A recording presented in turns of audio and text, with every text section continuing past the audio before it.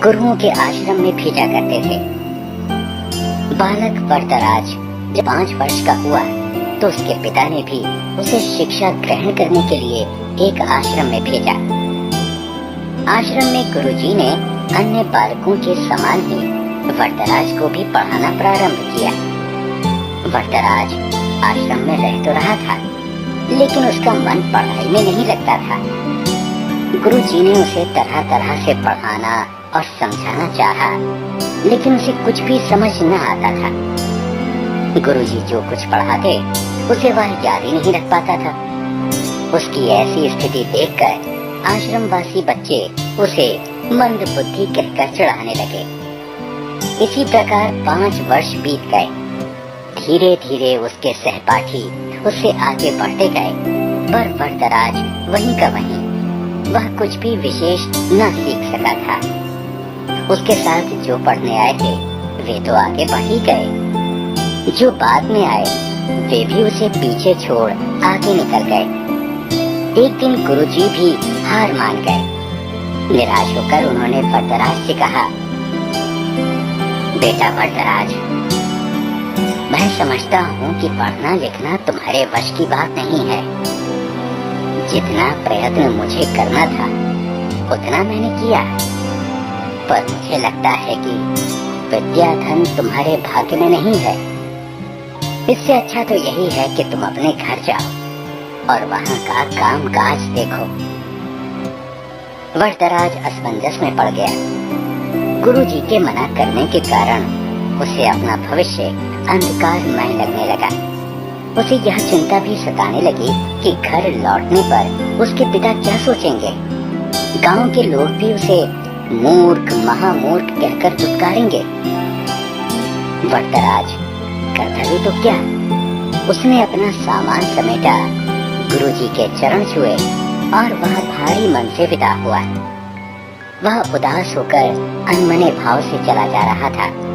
घर वापस जाने का उसका जरा भी मन नहीं था, पर कोई और ठिकाना भी तो नहीं था। कहाँ जाए क्या, उसकी समझ में कुछ भी नहीं आ रहा था। वह सवेरे चला था और अब दोपहर हो आई थी। रास्ते में खाने के लिए गुरुजी ने उसे थोड़ा सत्तू दिया था। उसे भूख प्यास भी लगाई थी। चलते चलते उसे एक कुआं दिखाई दिया। वह पानी पीने के लिए कुएं पर पहुंचा। वहां उसने देखा कि पानी खींचने की रस्सी की रगड़ से कुएं की जगह पर निशान पड़ गए हैं और मिट्टी के घड़ों को रखने से जमीन पर गड्ढे पड़ गए हैं। यह दृश्य वरदराज के मस्तिष्क में बिजली की तरह कौंध गया। उसने विचार किया कि जब रस्सी की बार बार रगड़ खाने से कठोर पत्थर पर निशान पड़ सकते हैं, तो क्या लगातार परिश्रम करने से मैं विद्वान नहीं बन सकता? बस फिर क्या था। वरदराज के मन में आशा की किरण जगी। वह बुदबुदाने लगा, मैं भी लगातार परिश्रम करूंगा, अपने पाठों को मन लगाकर बार बार पढ़ूंगा और उन्हें याद करूंगा। फिर देखता हूँ कि मुझे विद्या कैसे नहीं आती। वरदराज ने कुएं पर हाथ मुड़ा और गहरी सांस लेकर आगे की ओर बढ़ा। अब वह सभी प्रकार की चिंताओं से मुक्त था। इतना कि उसे भूख प्यास की भी चिंता नहीं रही थी। वह तेज कदमों से चल रहा था। अब वह दूसरी ही तरह का वरदराज था। वह घर की ओर नहीं बल्कि आश्रम की ओर लौट चला था। सूर्यास्त होने को था। गुरुजी आश्रम की वाड़ा में टहल रहे थे। तभी उन्होंने वरदराज को आते हुए देखा। उन्हें लगा कि शायद आश्रम में कुछ छूट गया हो, जिसे लेने वह लौटा है।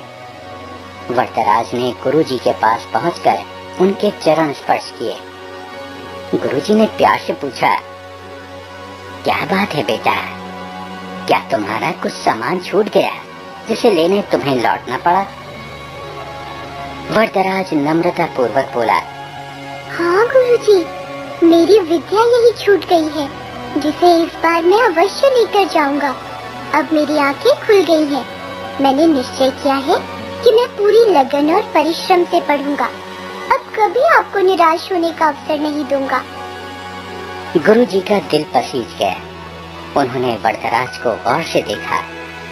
उसकी आंखों में चमक थी। गुरुजी ने इतना भर ही कहा, तुम जो कुछ कह रहे हो, यदि उसे कर दिखाओगे तो मुझे बड़ी प्रसन्नता होगी। वरदराज ने पढ़ाई प्रारंभ की। अब तो उसकी भूख और नींद पता नहीं कहाँ गुम हो गई थी। वह देर रात तक पढ़ता और पढ़ता सबसे पहले उठ जाता। वह अपना एक क्षण भी व्यर्थ न गवाता। उसने दिन रात एक कर दिए। इसका प्रभाव यह हुआ कि जो पाठ याद करना उसे पहाड़ पर चढ़ने के समान कठिन लगता था, अब वही सरल लगने लगा था। गुरुजी और अन्य बालक वरदराज में आए। इस परिवर्तन को देख आश्चर्यचकित रह गए। अब वरदराज की गिनती प्रतिभावान बच्चों में होने लगी। यह उसकी लगन और कठोर परिश्रम का ही चमत्कार था। जानते हो, यही वरदराज आगे चलकर संस्कृत के महान विद्वान बने। संस्कृत के सबसे बड़े विद्वान पावनियों के बाद